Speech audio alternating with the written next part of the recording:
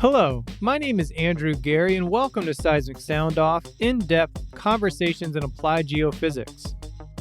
In this episode, I speak with Jean-Paul Gestel as he highlights the latest for seismic interpretation from the special section in July as the leading edge. In this episode, Jean-Paul discusses the interpreter's role in the workflow, why oil is first found in the mind of the geologist, how to take full advantage of the latest technology, and the best way to communicate to the decision makers. This episode is brought to you by CGG. What has CGG learned in the 90 years since its founding? That understanding the subsurface can be tough. Impactful insight can only be achieved with the right knowledge, experience, and technology to match the complexity of your challenges. CGG's unique geoscience offerings provide a competitive advantage, giving you greater certainty when creating geological models and assessing subsurface risk. With CGG, see things differently.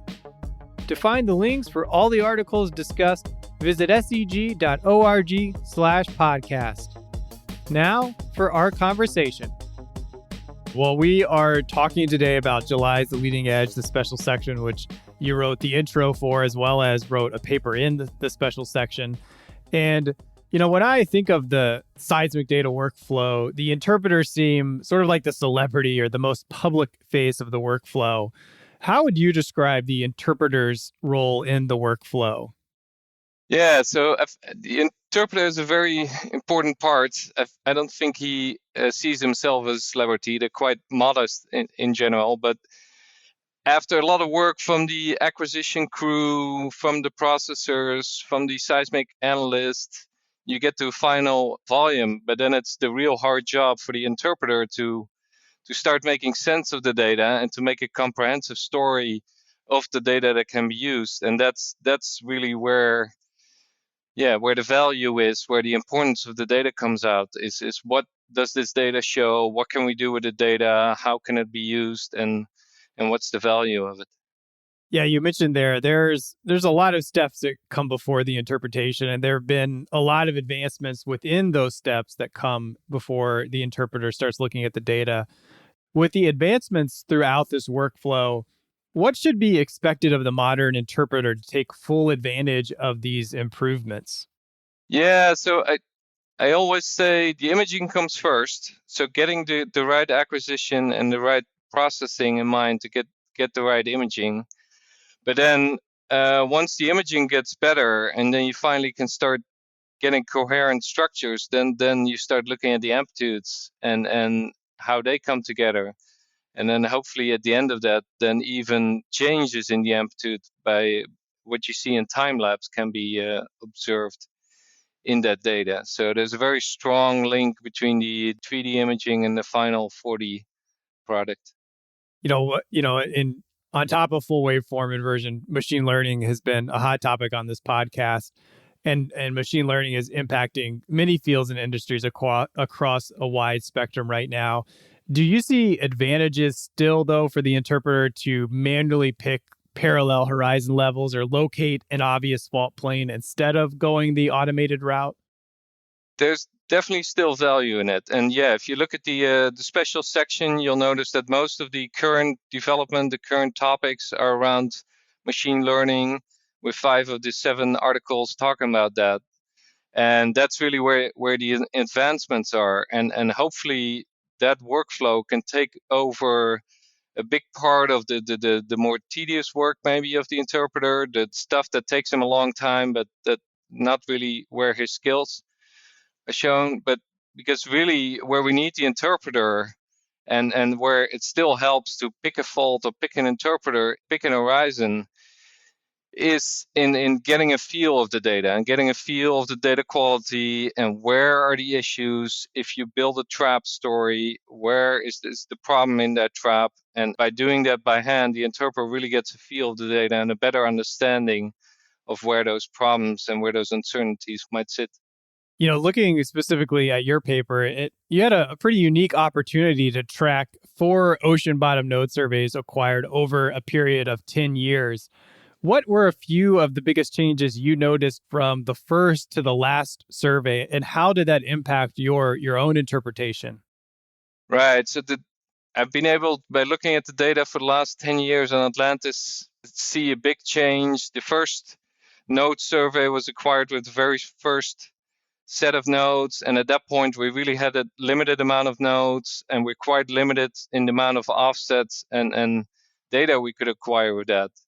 Through time, the amount of nodes is really not a limitation anymore. So we have a lot more nodes now, and we can deploy them much faster at a much lower cost. So that also allows us to make those acquisitions much bigger.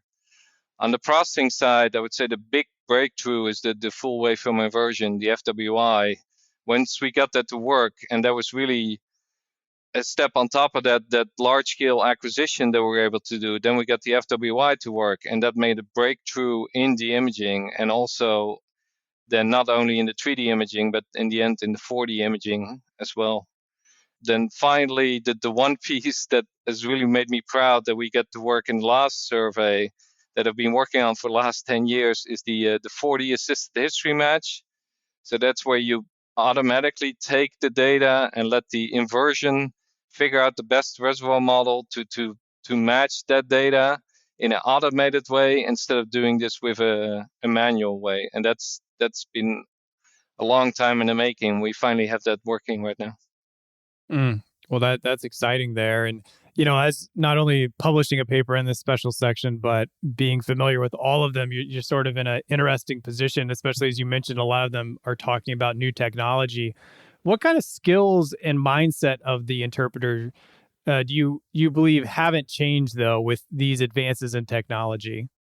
Yeah, so I put a famous quote in the introduction when we were writing the introduction together with Heather, was that the oil was first found in the mind of the geologist. So finding a new type of oil, finding a new exploration concept, that oil was first found in the mind of a geologist, and he has to think of that concept, and then he start testing it with the data and see if that works. But yeah, coming up with that new kind of concept, that's never going to change. That needs to come from a geologist who thinks about these ideas.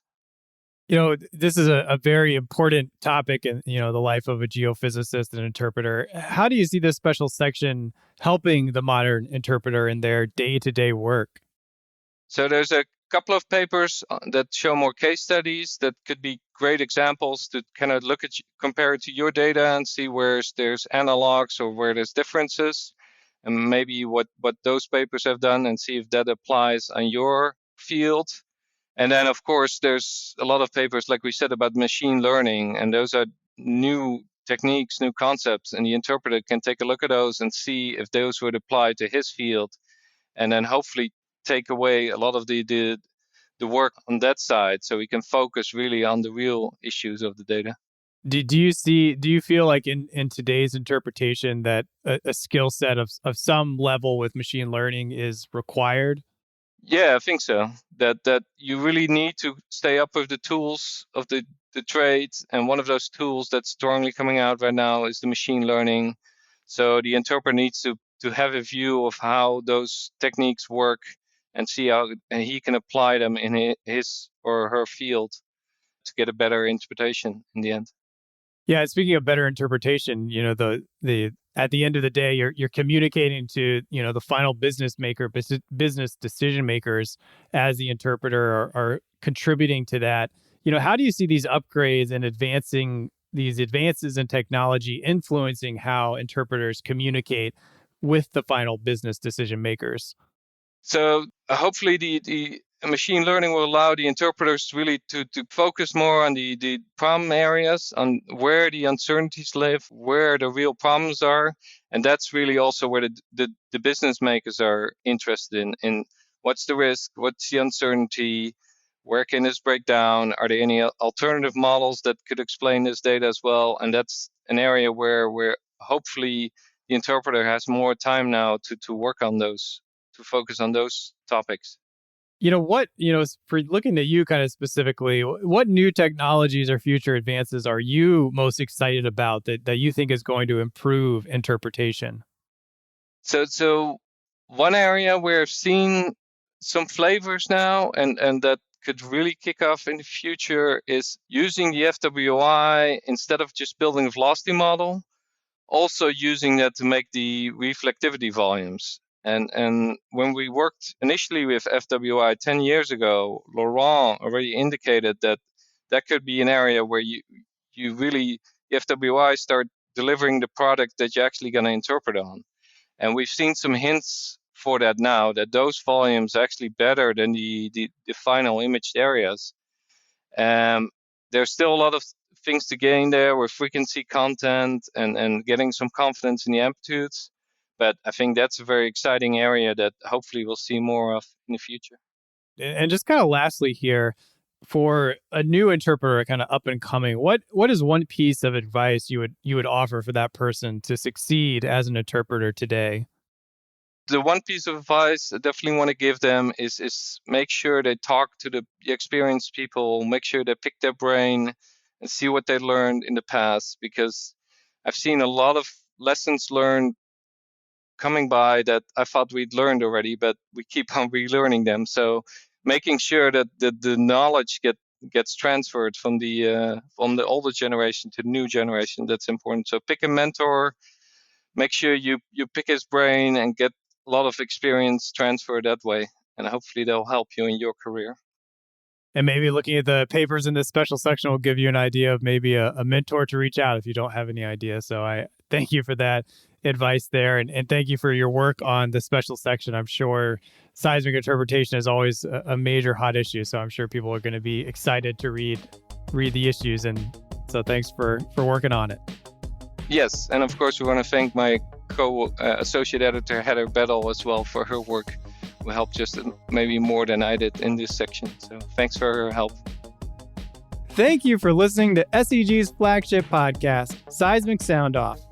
SEG produces these episodes to benefit its members, the geophysics community, and inform the public on the value of the science. To show your support for the show, please share this episode with a friend, colleague, or manager that would enjoy hearing this show. Your recommendation is the single best action you can take on behalf of SEG's podcast. To receive the latest episodes first, follow Seismic Sound Off on Apple Podcasts, Spotify, or Google Podcasts. The SEG podcast team is Ted Bakamjian, Kathy Gamble, and Allie McGinnis. Thank you for listening. This is Seismic Sound Off, signaling off.